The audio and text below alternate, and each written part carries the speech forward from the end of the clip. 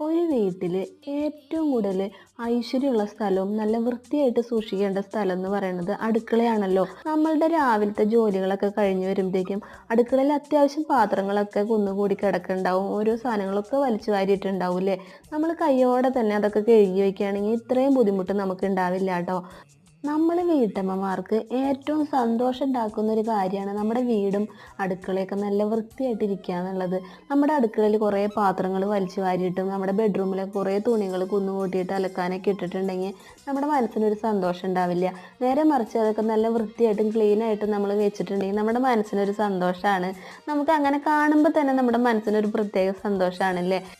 ഞാൻ ദേ പാത്രങ്ങളെല്ലാം കഴുകി വൃത്തിയാക്കി വെച്ചിട്ടുണ്ട്. കൗണ്ടർ ടോപ്പും ഗ്യാസ് ടോപ്പും എല്ലാം തുടച്ച് ചെടികളൊക്കെ നനച്ച് അടുക്കള നല്ല വൃത്തിയാക്കിയിട്ടാണ് കാണുമ്പോൾ മനസ്സിനൊരു സന്തോഷമൊക്കെ തോന്നുന്നുണ്ട് അല്ലേ. ഇന്നത്തെ വീഡിയോ ഇത്രയൊക്കെയുള്ളൂ. നിങ്ങളുടെ കാര്യങ്ങളൊക്കെ